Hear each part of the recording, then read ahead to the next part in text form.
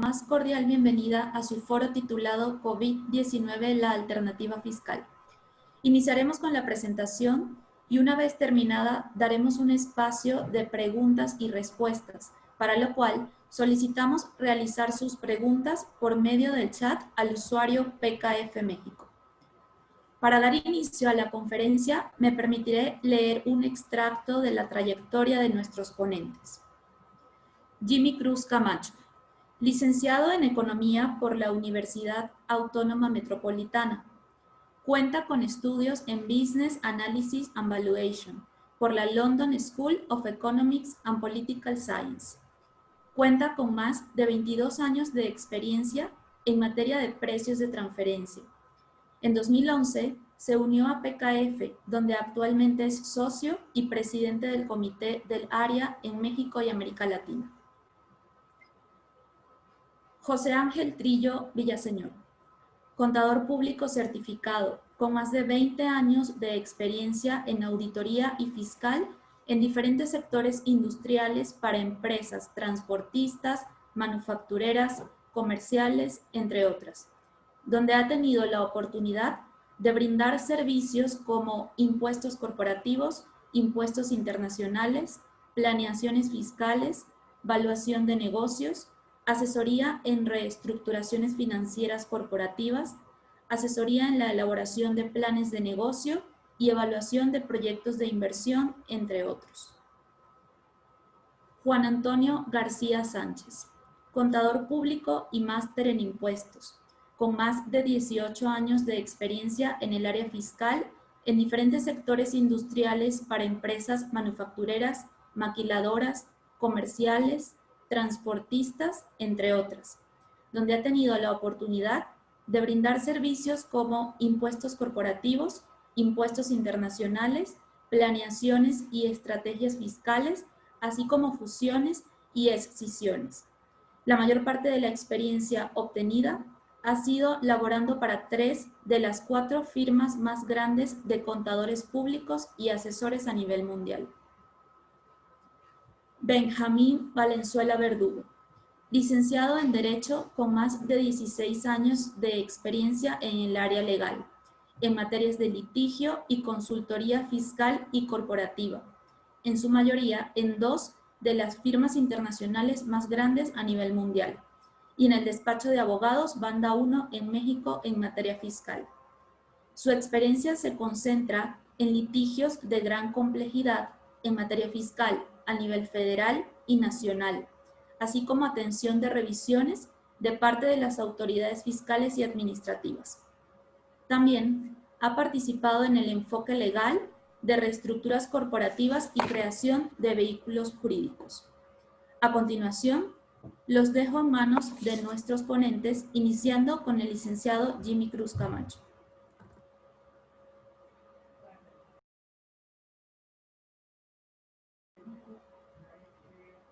Jimmy, no te escuchamos, parece que tienes tu micrófono en silencio. Muchas gracias, Jessica. Muy buenas tardes. Bienvenidos a este webinar donde hablaremos del COVID-19 y la alternativa fiscal. En primer lugar, en la primera lámina, les quiero platicar brevemente de algunos antecedentes relacionados con este gran asunto, con este gran fenómeno que estamos viviendo en este 2020. Es una época sin precedentes en la historia moderna de la humanidad y es también esta crisis derivada del confinamiento una crisis particular, es decir, es un evento que parece caracterizarse como un gran cisne negro que, tal como lo definió el filósofo Tarek Nasib, es un evento totalmente incuantificable e impredecible. Todavía hace algunos meses se pronosticaban o se tenían expectativas para 2020 de un crecimiento para este año. Después de que la economía mexicana se estancó en 2019, en 2020 estábamos esperando un rebote. Sin embargo, esta es la primera crisis autoinducida de la humanidad. Y es una crisis particular.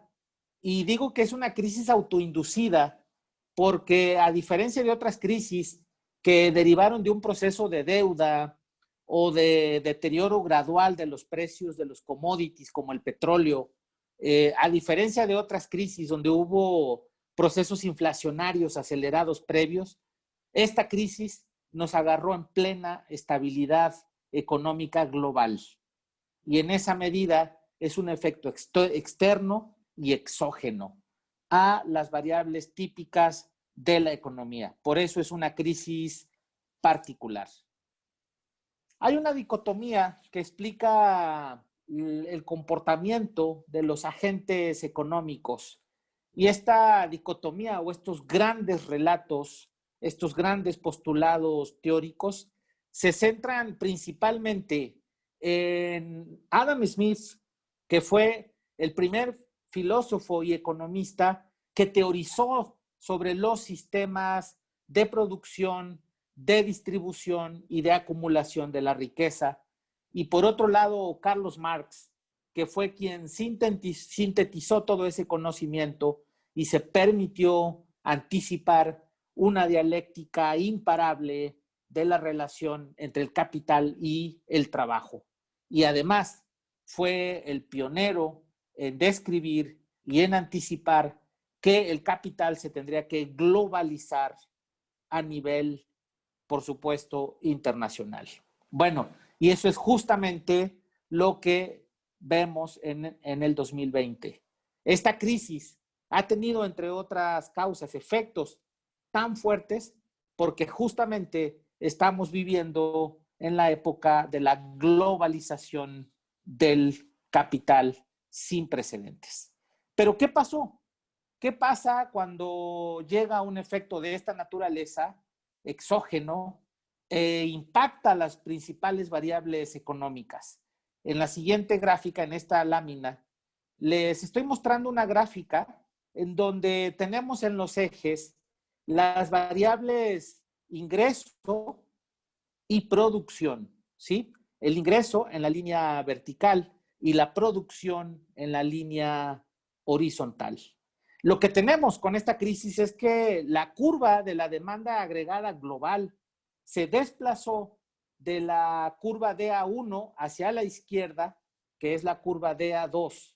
Y como podemos ver, el punto de equilibrio al desplazarse del punto 1 al punto 2 implica que hay menos producción, pero también menos ingresos. Y eso es lo que vamos a tener los tres principales agentes de la economía en este 2020. Los tres principales agentes de la economía son las familias, las empresas y los gobiernos. Y los tres vamos a experimentar en términos generales o a grandes rasgos una disminución tanto de nuestros niveles de producción como de nuestros niveles de ingreso. ¿Y dónde está justamente el indicador estrella de toda la economía capitalista? Está justamente en el Producto Interno Bruto, que no es otra cosa más que el agregado nacional del consumo, la inversión, el gasto de gobierno y las exportaciones menos las importaciones, es decir, la balanza comercial. Entonces, a menor consumo, a menor inversión, a menor gasto de gobierno y ante una menor actividad de comercio exterior, lo que tenemos es un Producto Interno Bruto menor. ¿De cuánto será el impacto en el Producto Interno Bruto? En la siguiente lámina les quiero comentar brevemente cómo se veían las expectativas de crecimiento en octubre del 2019 y cómo se ven hoy.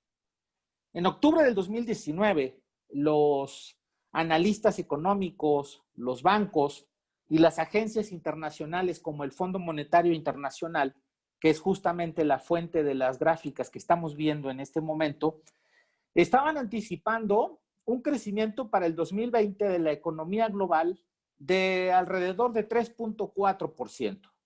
Las economías avanzadas, según este mismo reporte de octubre del 2019, crecerían en el 2020 al 1.7%.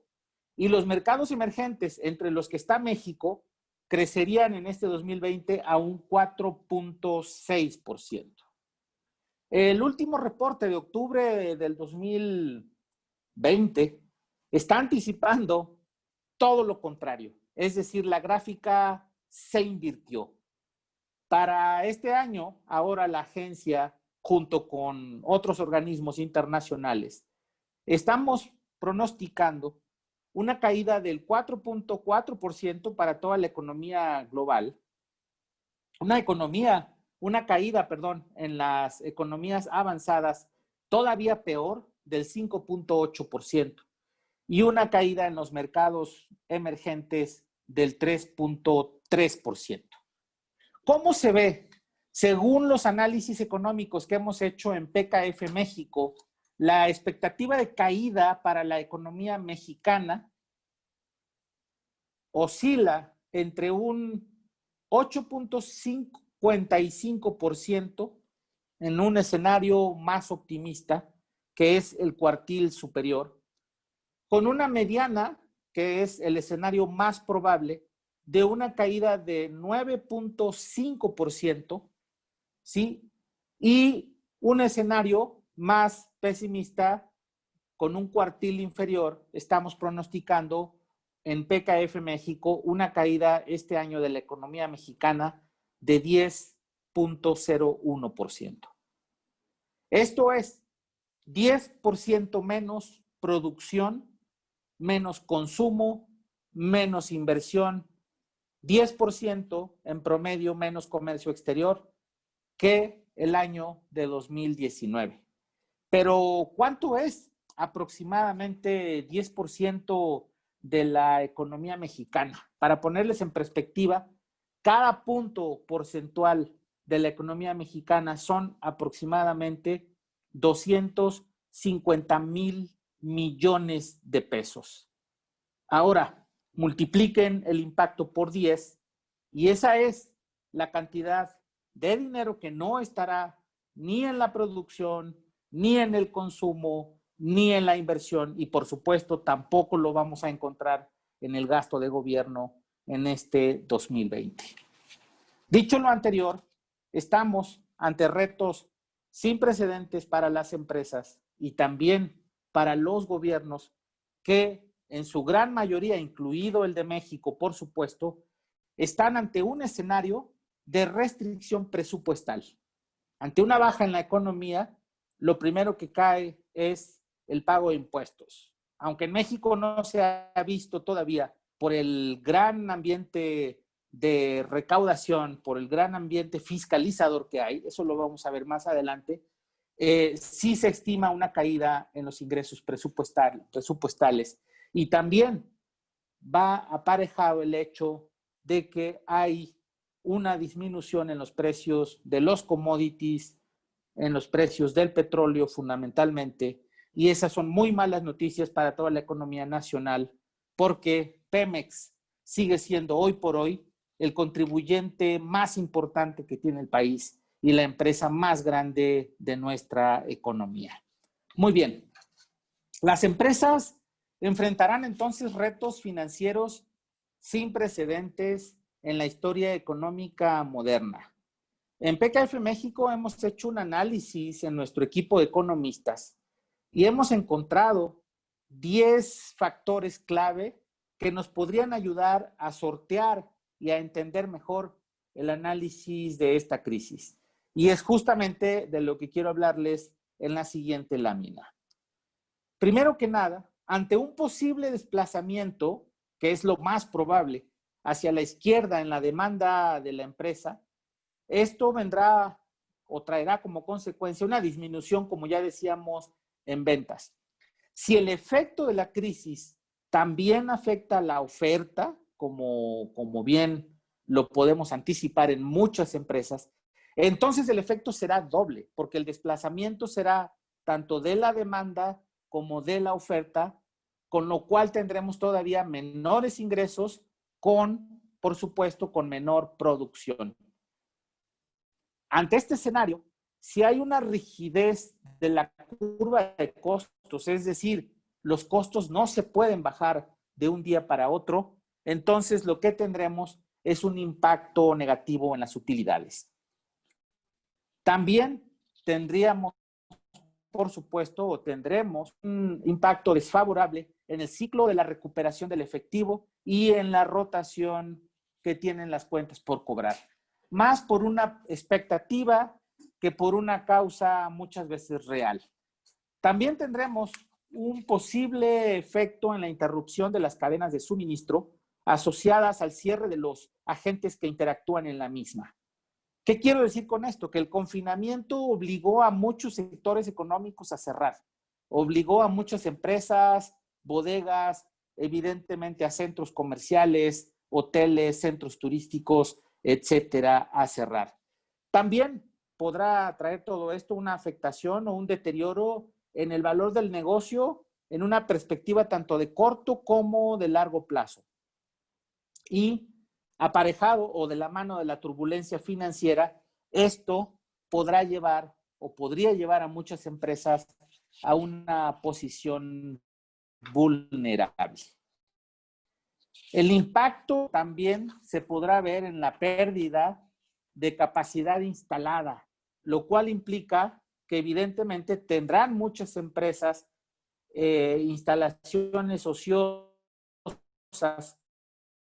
o bien que están utilizando. Y finalmente, generación del negocio por el posible despido o retiro del recurso más valioso que tenemos en nuestra economía, que es nuestro personal y nuestros recursos humanos. Muy bien. A continuación de estos 10 puntos, les quiero resumir brevemente cuál es el entorno fiscal y, por supuesto, económico global para las empresas. No hay una gran cantidad de apoyos fiscales porque ha sido la política fiscal de las autoridades económicas no endeudar al país. Y al no endeudarlo, no se pueden dar apoyos de una magnitud considerable. Solo ha habido apoyos pequeños que representan el 1.5, 2% del Producto Interno Bruto, lo cual comparado con otras economías es muy poco. Lo que sí hay una de muy esta actividad en grandes casos que se han cerrado, sobre todo en contribuyentes, en grandes contribuyentes y que son públicos. Los casos de América Móvil, FEMSA, Walmart, IBM, entre otros, han generado ingresos extraordinarios para el gobierno federal. Y en medio de esta situación, también habrá un efecto importante en las utilidades de las empresas. Tan solo la Asociación de Bancos de México ha estimado una caída en las utilidades de alrededor del 50% por efecto de esta crisis. Y según nuestras estadísticas, en PKF México estamos estimando para este año una caída en muchos sectores, en muchas empresas, de alrededor de entre 20 y 60%. Ante este panorama, ¿cuál es la alternativa fiscal? De eso es justamente de lo que hablarán mis colegas a continuación. Muchas gracias.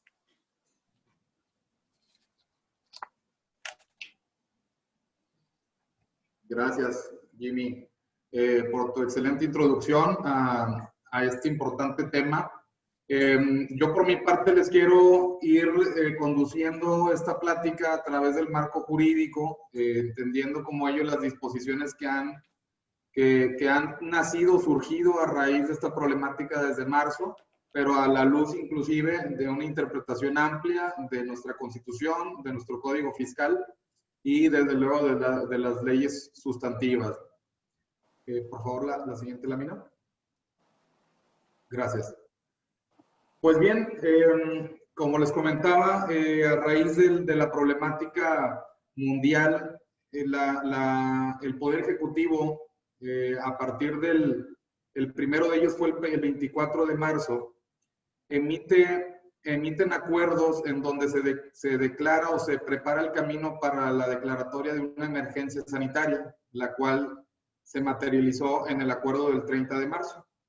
A través de este acuerdo, la Secretaría de Salud declara una emergencia sanitaria por causa de fuerza mayor, derivado de la epidemia de la enfermedad generada por el virus COVID-19, mediante el cual hace la declaratoria. Sin embargo, no va más allá, simplemente prepara, digamos, el camino para los siguientes acuerdos o siguientes planes de acción de nuestro gobierno.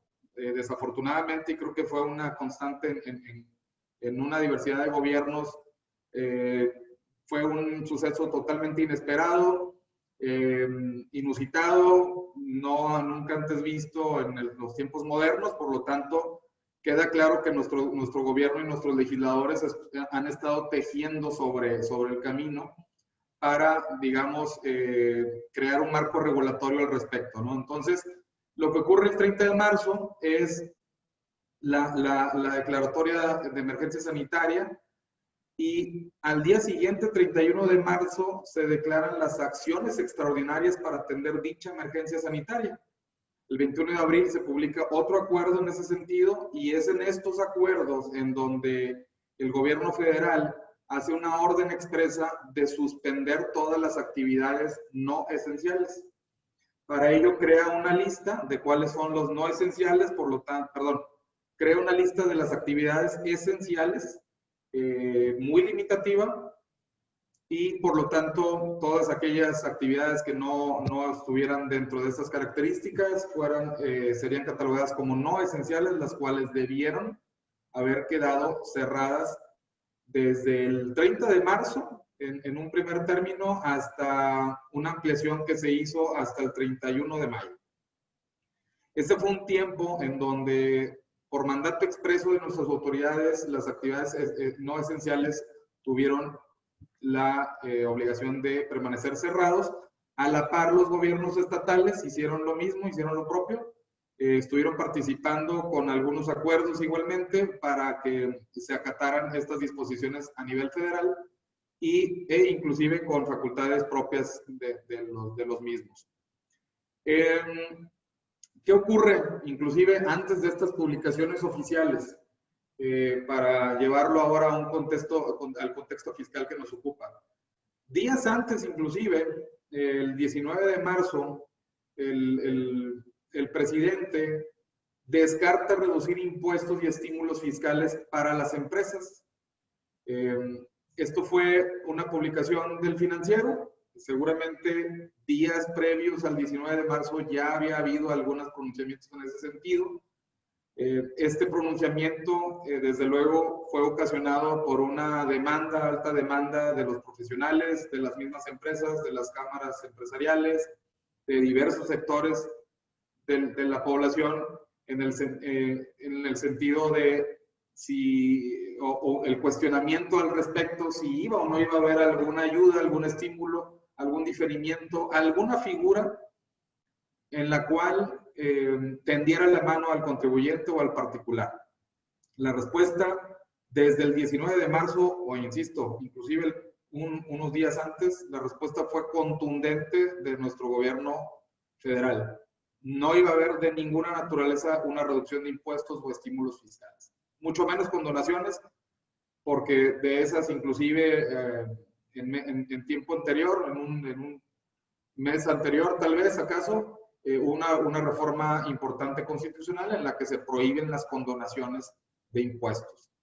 Entonces fue contundente desde aquel momento. No obstante ello, hubo demasiados intentos por el gremio, por los profesionales del derecho, los abogados, por las empresas, por los contadores, por los asesores. Hubo demasiados intentos, incluso a través de juicios de amparo, de obtener una respuesta en sentido distinto. Esto atendiendo a que a nivel mundial, a nivel global, inclusive la Convención Interamericana de Derechos Humanos emitió una recomendación en el sentido de que los gobiernos federales tenían de alguna manera una obligación de tender la mano a los contribuyentes, de crear espacios o de crear oportunidades fiscales para que este golpe no se resintiera de este tamaño. ¿Sí? Avanzamos, por favor. Y bien, bueno, el resultado de los juicios de amparo han sido negativos todos. Hubo algunos planteamientos muy interesantes de algunos colegas, por ahí de marzo o de abril empezaron a surgir algunos criterios interesantes, algunas acciones muy importantes, y personalmente creo que con mucho sustento jurídico. Las barras de abogados, los colegios de profesionistas, todos nos reunimos en algún momento de marzo, abril, mayo inclusive, para hacer planteamientos de esta naturaleza. Desafortunadamente los juzgados a nivel federal emitieron resoluciones de manera negativa, es decir, de alguna manera avalaron o respaldaron las decisiones del Ejecutivo en el sentido de que no es posible otorgar concesiones en materia fiscal por decreto, por reforma o por inclusive por situaciones particulares de cada empresa, es decir, de cada quejoso que haya ido a un juicio de amparo. Era imposible para el sistema de justicia impartir o conceder este tipo de beneficios. Una parte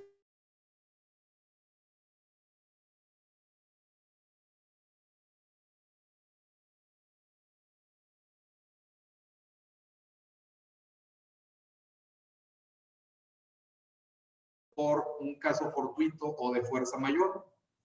Aquí, por ejemplo, para efectos ilustrativos, incluimos una tesis en la cual creemos que se define de manera concreta ambos términos, caso fortuito y fuerza mayor, los cuales desafortunadamente en legislación no existe una definición como tal. Sin embargo, los tribunales han hecho su trabajo en el sentido de definirlo. Y pues bueno, creo que es un término inclusive que coloquialmente podemos utilizar demasiado. Y pues se refiere a todos aquellos sucesos imprevistos, sorpresivos o que ocurren de manera causal, en donde el caso fortuito es algo que fue posible evitarlo, y de fuerza mayor es algo que fue totalmente inevitable o que se salió totalmente de las manos y no depende de nadie más. ¿Sí? Esto, como les comento, fue un argumento importante dentro de estos juicios de amparo para efectos de no cumplir con las obligaciones fiscales o diferirlas. Los juzgados resuelven, como les comentaba, en contra.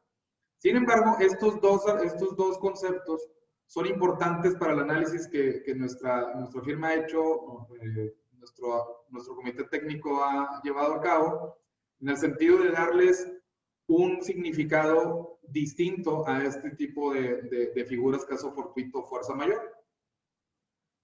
Si seguimos adelante. Muchas gracias. Bien, dentro del marco jurídico, como les platicaba, la Constitución prevé obligaciones a los particulares de contribuir de manera proporcional y equitativa al gasto público. ¿Sí? Ha habido numerosísimos criterios de parte de la Suprema Corte respecto de qué significa el principio de proporcionalidad tributaria y el de equidad tributaria.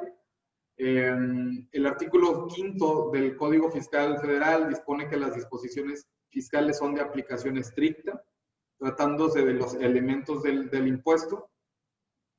Y encaminado a nuestro tema, en la ley del impuesto sobre la renta, cabe señalar que el impuesto se calcula sobre el resultado fiscal que se compone de la utilidad fiscal, la cual podemos obtenerla a través de los ingresos menos las deducciones. Y aquí es en donde se vuelve importante el tema de las deducciones para efectos de contribuir de manera proporcional y equitativa a nuestro gasto público, es decir, contribuir al gasto conforme a nuestra verdadera capacidad contributiva. Y muy interesante, la Corte hace un análisis de las deducciones. Esto me permití copiar una parte de la tesis de jurisprudencia del 2011 de la primera sala de la Suprema Corte. Ya inclusive en años anteriores ya habían hecho análisis similares, sin embargo esta está, creemos, muy completa, en donde hace una distinción de deducciones estructurales o no estructurales para efectos del impuesto sobre la renta. Las deducciones estructurales son aquellas identificadas como figuras sustractivas o minorativas que tienen como funciones, entre otras, subjetivizar el gravamen. Es decir, reconocer los efectos reales negativos de nuestra utilidad fiscal. ¿Sí? Un gasto propiamente estrictamente indispensable, una inversión igualmente.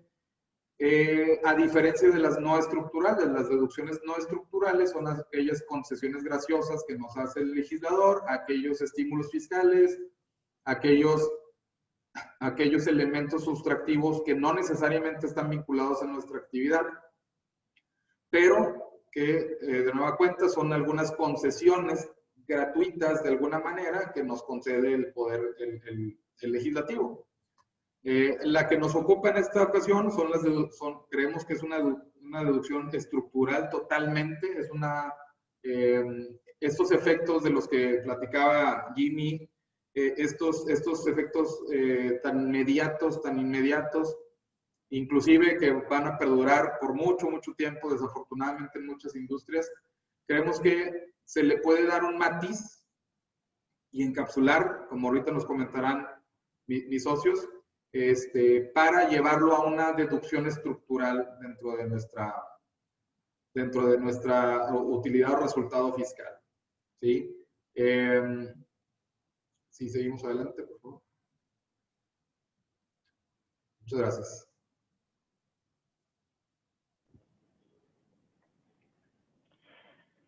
Bien, muchas gracias. Dando continuidad a lo que hemos venido platicando, de alguna manera me toca a mí tratar de agrupar todo lo que ya nos compartieron tanto Jimmy desde la perspectiva económica como Benjamín desde la perspectiva legal.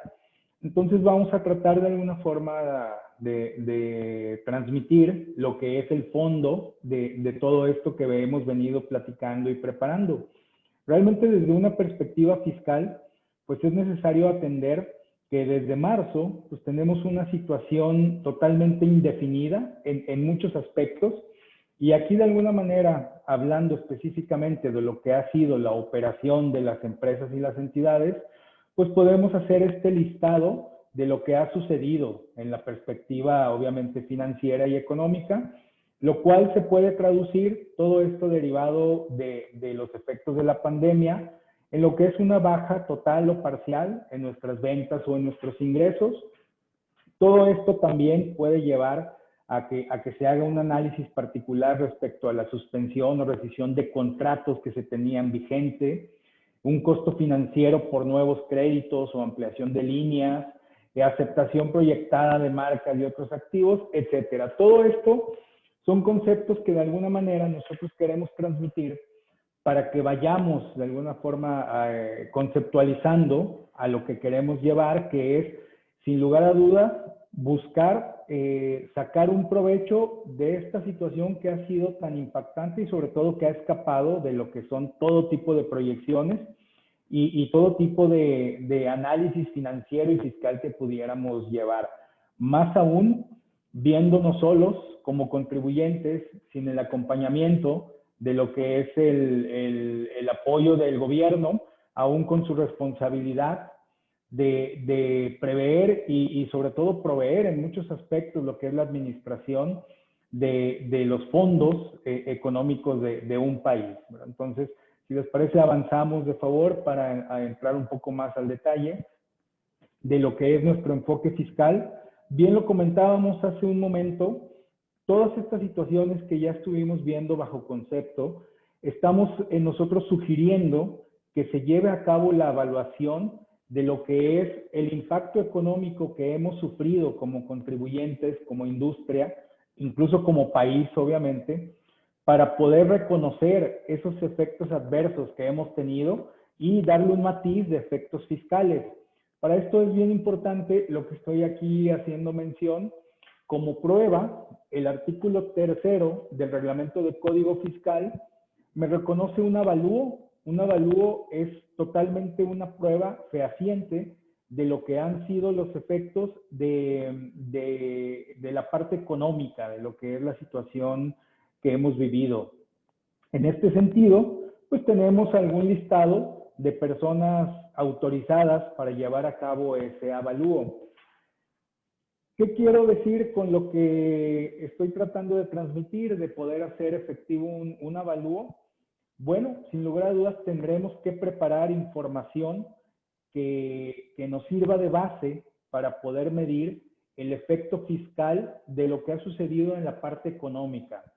Yo ponía un ejemplo hace tiempo que empezamos a discutir de manera interna sobre esta idea de qué sucedería, por ejemplo, cuál sería el impacto económico si hubiera yo en algún momento pensado como empresario llevar a cabo lo que es la transmisión de mi negocio, llevar a cabo lo que es la venta de las acciones de mi empresa, previo a lo que es la situación de la pandemia.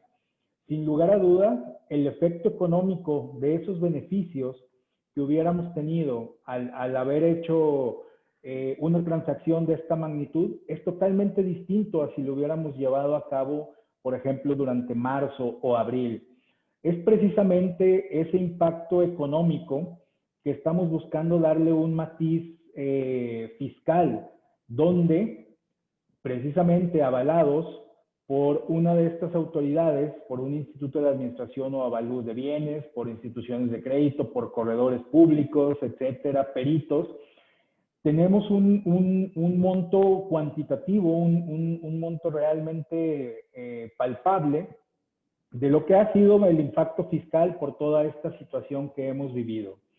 Entonces, es por eso que en PKF estamos buscando una alternativa fiscal que nos permita ser eficientes no solamente en lo que es la carga tributaria de este ejercicio, que sin lugar a dudas, por cómo se han dado las situaciones que ya platicó Jimmy y que conceptualmente Benjamín ya ha mencionado en la parte legal, numéricamente es muy probable que de forma natural se vaya a causar una pérdida fiscal por los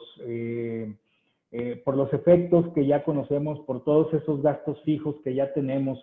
Sin embargo, con esto pido de favor que adelantamos a la siguiente lámina. Sin embargo, no solamente se trata de quedarnos con lo que es una pérdida fiscal natural. Por ejemplo, hemos tenido acercamientos con varios sectores, entre ellos quienes nos han externado un impacto económico brutal realmente, es la parte de los espectáculos, por ejemplo. A ellos pues es inminente la causación de pérdida fiscal por el simple hecho del transcurso del tiempo.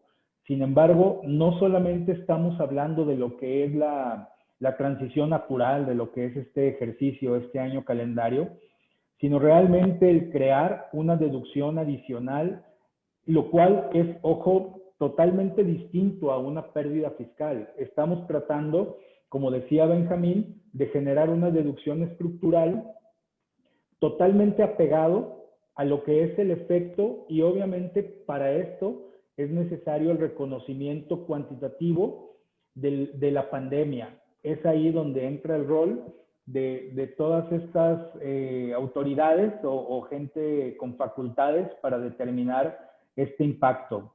Entonces, entre ello, pues bueno, estamos planteando sin lugar a dudas que si se tuvo durante el ejercicio una reducción a los ingresos, como lo platicábamos, la necesidad de incurrir en un tema adicional de financiamiento y muchas otras causas, el impacto económico directo a lo que es nuestra negociación por la disminución de contratos, por la reducción de ventas, por la pérdida incluso de algunos contratos, pues todo esto tiene la facultad de convertirse en un concepto más de las deducciones fiscales. Entonces, es ahí justamente donde nos hemos dado la tarea de tratar de generar esta alternativa. Obviamente, todo esto dentro de lo que es el marco jurídico, el marco legal, por eso precisamente iniciamos con el análisis económico, con la perspectiva legal, concluyendo con lo que es la parte fiscal y el tratar de implementar esta alternativa nos ayudaría no solamente, insisto, a buscar la eficiencia fiscal en este 2020, que sin lugar a dudas, pues muchos de los negocios de los distintos sectores van a verse impactados, sino que busquemos la ampliación de esta pandemia que obviamente vamos a estar cargando durante mucho tiempo dentro del transcurso de los próximos años, ¿verdad? En este sentido, estamos tratando de incorporar lo que es también la responsabilidad patrimonial del Estado dentro de todo lo que estamos llevando. Y adicionalmente, para efectos ya de implementar, digamos, de alguna manera esta alternativa, hemos sugerido el poder irnos incluso por un camino mucho menos complicado, lo cual podría ser como opción, pues llevar a cabo una manifestación expresa de lo que es nuestra intención y poder tener un acercamiento mediante alguna consulta, por ejemplo, con la PRODECON, para ver qué pudiera resultar de los criterios que tienen ellos de manera interna y posteriormente evaluar el hecho, ¿por qué no?, de ir hasta alguna consulta directamente con la Secretaría de Hacienda, o bien el tomar la decisión propia, que creo que es el camino más adecuado, de explorar y sobre todo implementar esta alternativa fiscal que estamos poniendo sobre la mesa. El primer paso, sin lugar a dudas, para poder ejecutar esta parte que estamos comentando, es conocer ese impacto económico que sufrimos por efectos de la pandemia. Obviamente contamos en PKF con un equipo profesional dentro de lo que es la práctica de Jimmy Cruz para conocer y reconocer contable, fiscal y financieramente este impacto del que estoy hablando. Ya una vez que tenemos nosotros cuantificado ese impacto fiscal, con todo gusto podemos llevar a cabo lo que es la implementación ya de la alternativa como tal y generar ese monto negativo que tenemos en la parte económica como un beneficio fiscal. Entonces, es aquí de alguna forma el mensaje que queríamos transmitir. Por la parte del material, si gustas, brincamos a la siguiente lámina. Es todo lo que teníamos por aquí por comentar respecto a la perspectiva fiscal. Obviamente esperamos que esto sea simplemente el inicio de muchas inquietudes que podemos ir apoyando en lo que es la generación del concepto de esta alternativa fiscal derivado pues por la pandemia. Por eso decidimos nombrar esta plática como COVID, la alternativa fiscal. Y con esto de alguna forma cierro la participación nuestra como expositores. Sin embargo, como bien lo comentamos al principio, dejo abierto el foro de preguntas para efectos de que podamos de alguna manera compartir los comentarios que sean necesarios y tratar de aclararlos en la medida de lo posible, sabiendo que podrán surgir muchísimas cuestiones y cuestionamientos respecto de todo este tema. Están viendo aquí nuestra información. Con todo gusto podemos responder ya de manera particular a las inquietudes que hubiera y pues nos ponemos a sus órdenes. Por nuestra parte, pues es todo. Si te parece, Jimmy y Jessica, podemos darle continuidad a las preguntas si es que hubiera algo al respecto. Muchas gracias, Antonio. Agradecemos a nuestros expositores por su interesante ponencia y a continuación daremos lectura a las preguntas realizadas por el público durante la presentación. Acá tenemos una pregunta de parte de Luis Morales que dice: ¿es el mismo concepto de los bienes intangibles, correcto? No forzosamente, Luis. Realmente el tema de los bienes intangibles pues, es de alguna forma todo lo opuesto, es decir,